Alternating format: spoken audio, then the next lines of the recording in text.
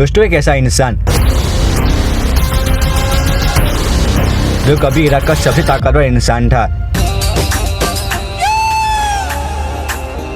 जिसके इशारे पर हजार लोग कत्ल कर दिए जाते थे, जिसे दुनिया ने जालिम कहा और कुछ लोगों ने हीरो। लेकिन आखिर सद्दाम हुसैन की कहानी क्या थी? 28 अप्रैल 1937 इराक के एक छोटे से गांव अल औजा में सद्दाम हुसैन का जन्म हुआ। बचपन में ही पिता गुजर गए थे, मां ने दूसरी शादी कर ली। लेकिन सद्दाम का रिश्ता नया था, ठंडा और सख्त। उसका नुकसान उसकी शख्सियत में बदल गया, गुस्सा, ईगो और बदले का जुनून। एक गरीब और टूटे हुए बचपन का लड़का सद्दाम सपने देख रहा था पूरी दुनिया पर हुकूमत का। 20 साल की उम्र में सद्दाम ने ज्वाइन किया बाथ पार्टी, एक सेक्युलर अरब नेशनलिस्ट पार्टी। 1959 उसने इराकी पीएम अब्दुल करीम कासिम को मारने की कोशिश की, गोली चलाई, लेकिन पीएम बच गया और सद्दाम वहां से भाग गया। पहले सीरिया भागा और फिर इजिप्ट। वहां उसने कानून की पढ़ाई की, लेकिन मन में तो सिर्फ एक ही चीज ही थी, इराक वापस जाऊंगा और राज करूंगा। 1968 बाथ पार्टी ने मिलिट्री कुप के जरिए इराक पर कब्जा कर लिया। सद्दाम डेप्यूटी बना और असली पावर सद्दाम के पास ही थी।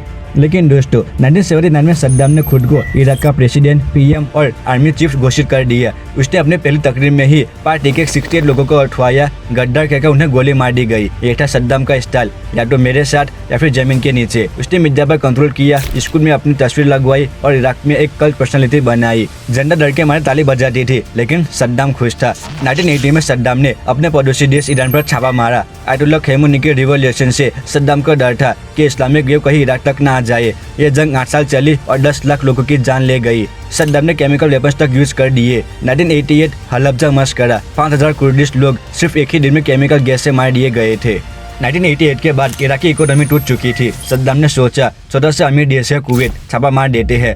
1990 में इराक ने कुवैत पर कब्जा कर लिया। अमेरिका ने तुरंत जवाब दिया, ऑपरेशन डेजर्ट स्टॉर्म।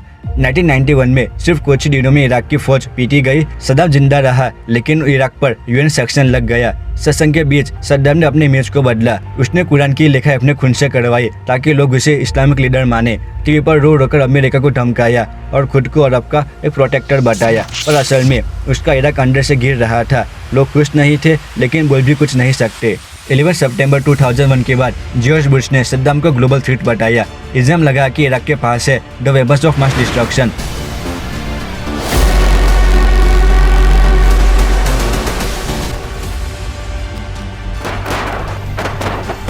अमेरिका ने बिना यूएन परमिशन के इराक पर हमला कर दिया। 2003 में बगदाद टूट गया और सद्दाम वहां से भाग गया। 6 महीने बाद 13 दिसंबर 2003 एक गड्ढे में सद्दाम जिंदा पकड़ा गया। दाढ़ी बड़ी हुई थी, लेकिन आंखों में नफरत थी। एक डिक्टेटर जमीन के नीचे था। 2006 सद्दाम पर ट्रायल चला। उस पर गेनोसाइड, वॉर क्राइम्स, टॉर्चर और भी सारे इल्जाम लगाए गए। उसने कहा, मैं इराक हूँ, मुझे मारोगे तो इराक टूट जाएगा। फिर आई 30 दिसंबर 2006, ईद के दिन सद्दाम को फांसी दी गई। आखिरी लम्हों में भी सद्दाम ने चिल्लाया, अमेरिका मुर्दाबाद। फांसी की वीडियो दुनिया ने देखी, और वो भी लाइव।